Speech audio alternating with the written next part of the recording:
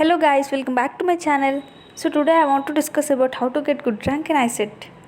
So let's see the full video so you'll get clarity and don't skip in middle of it. So first వచ్చేసి మీకు ఒక book suggest చేస్తున్నాను. So అదే book so మార్కెట్లో అయితే అవైలబుల్గా ఉంటుంది. వన్ సెర్చ్ చేయండి అండ్ దీంట్లో అయితే ఫుల్ కంటెంట్ ఉంటుంది ఐసెట్కి సంబంధించింది. So let's see the process. వచ్చేసి ప్రీవియస్ పేపర్సే ఉంటాయి బుక్లో.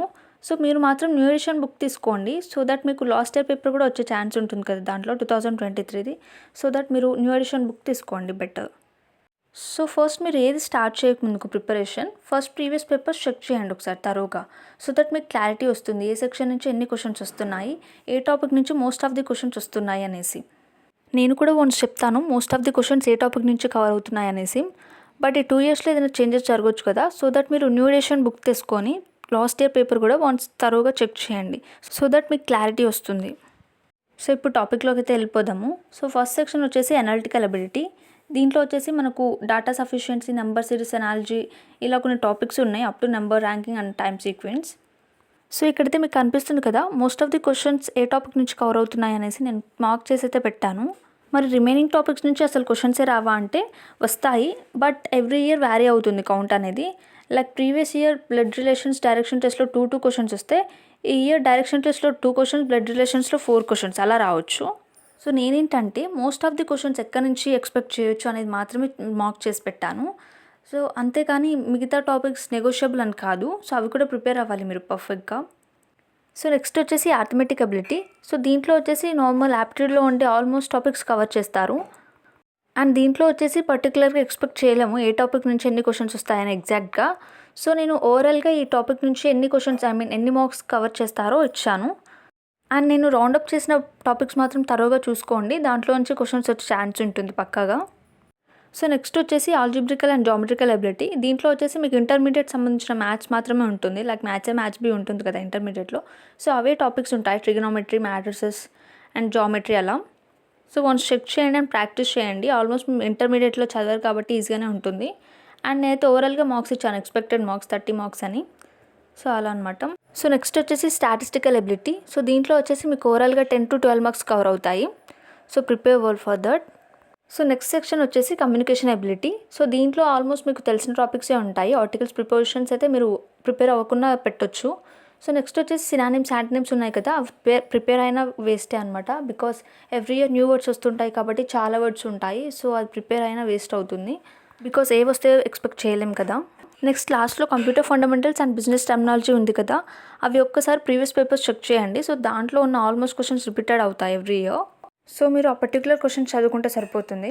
సో ఇది అనమాట ప్రిపరేషన్ స్ట్రాటజీ. సో నెక్స్ట్ వచ్చేసి ఎలా అటెంప్ట్ చేయాలి, ఎలా అటెంప్ట్ చేస్తే మీకు గుడ్ స్కోర్ వస్తుంది ఎగ్జామ్లో అనేసి చెప్తాను. సో మీకు ప్యాటర్న్ అయితే తెలుసు కదా ఐసెట్ ఎగ్జామ్ది. మనకు 200 క్వశ్చన్స్ ఉంటాయి, బట్ 150 minutes మాత్రమే టైం ఉంటుంది. దట్ మీన్స్ 2.5 hours మాత్రమే. సో ఆ 2.5 hoursని ఎలా యూటిలైజ్ చేసుకోవాలి అంటే ఫస్ట్ మీరు సి సెక్షన్ నుంచి స్టార్ట్ చేయండి. దట్ మీన్స్ కమ్యూనికేషన్ ఎబిలిటీ ఉంది కదా, సో ఆ సెక్షన్ నుంచి స్టార్ట్ చేయండి అటెంప్ట్ చేయడం. సో ఈ కమ్యూనికేషన్ ఎబిలిటీకి మ్యాక్స్ 30 to 40 minutes స్పెండ్ చేయండి. సో ఫస్ట్ ఆఫ్ ఆల్ దీంట్లో వచ్చేసి పారాగ్రాఫ్ క్వశ్చన్స్ ఉన్నాయి కదా, అవి పారాగ్రాఫ్ రీడ్ చేయకుండా క్వశ్చన్స్ మాత్రమే చూడండి first. So that questions read చేశాక పారాగ్రాఫ్ చదవండి. సో దట్ మీకు ఈజీగా కన్వే అవుతుంది ఏ ఆన్సర్స్ ఎలా ఉంటాయి, ఎక్కడ ఉంటాయి సెర్చ్ చేసుకోవచ్చు ఈజీగా. సో అలా అనమాట. మ్యాక్స్ ఒక 10 to 15 minutes తీసుకోండి 2 paragraphsకి. రిమైనింగ్ 15 to 20 minutesలో మిగతా క్వశ్చన్స్ చూడండి. వర్బ్స్, ప్రిపోజిషన్స్ అలాంటివి ఈజీగానే ఉంటాయి కాబట్టి అవి పెట్టేసేయండి. అండ్ రిమైనింగ్ యాంటనిమ్స్, సినానిమ్స్ అలాంటివి ఏమైనా రానివి ఉంటే మీకు వదిలేసేయండి. లాస్ట్లో చెప్తాను ఆ మిగిలినవి ఏం చేయాలి అనేది, ఎలా ఆప్షన్స్ పెట్టాలి అనేసి. సో నెక్స్ట్ వచ్చేసి section B mathematical ability. So దీంట్లో వచ్చేసి మళ్ళీ 3 సబ్పార్ట్స్ ఉంటాయి. సో మ్యాథ్స్ దీనికి 60 to 70 minutes స్పెండ్ చేయండి. సో ఆ సబ్పార్ట్స్ ఏంటి మ్యాథమెటికల్ ఎబిలిటీలో అంటే arithmetical ability number 1 and second one వచ్చేసి algebraic and geometrical ability and third one వచ్చేసి స్టాటిస్టికల్ ఎబిలిటీ. సో నెక్స్ట్ సెక్షన్ని అనలిటికల్ ఎబిలిటీకి మూవ్ అయిపోండి. దీనికి రిమైనింగ్ టైం మొత్తం యూస్ చేయండి. సో మ్యాక్సిమం టైం దీనికి ఉండేటట్టు చూసుకోండి, ఎందుకంటే దీంట్లో మీకు చాలా క్వశ్చన్స్ ఈజీగా వస్తాయి కొంచెం టైం స్పెండ్ చేస్తే. సో పర్ఫెక్ట్గా ఆన్సర్ వస్తాయి కాబట్టి కొంచెం టైం స్పెండ్ చేసి చేయండి. సో మ్యాథ్స్ ఇంకా మీకు 2 months ప్లస్ టైం ఉంది కాబట్టి ప్రిపరేషన్ ఇప్పుడే స్టార్ట్ చేయండి అండ్ పక్కాగా నేర్చుకోండి అన్నీ.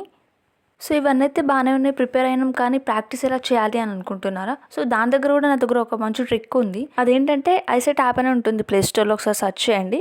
లేదా మీకు డిస్క్రిప్షన్లో లింక్ ఇస్తాను వన్స్. సో అది చెక్ చేయండి. మీకు అందులో ఓపెన్ చేశాక ప్రీవియస్ పేపర్స్ ఉంటాయి. సో దాన్ని మీరు ప్రాక్టీస్ చేయొచ్చు. అది కూడా ఎలా అంటే నేను ఇప్పుడు చెప్పాను కదా టైం ఎలా స్పెండ్ చేయాలి ఏ సెక్షన్కి ఎంత అని. సో అలా యూటిలైజ్ చేసుకుంటూ చేయండి, మీకు ప్రాక్టీస్ అవుతుంది లాస్ట్ ఎగ్జామ్కి. సో ఈ విధంగా ప్రాక్టీస్ చేయండి, ఎలాగో టైం ఉంది కాబట్టి. సో డెఫినెట్గా మీకు ఎట్ ద ఎండ్ మీకు బెటర్ రిజల్ట్స్ వస్తాయి. సో నేనైతే 2022లో 10 డేసే ప్రిపేర్ అయ్యాను. సో దట్ నేను నా ఎక్స్పెక్టేషన్స్కి రీచ్ అవ్వలేదు. సో మీరు మాత్రం అస్సలు నెగ్లెక్ట్ చేయకండి, ఎలాగో 2 months ప్లస్ టైం ఉంది. So it is sufficient time. So prepare well and all the best guys. So thanks for watching. Until then bye bye.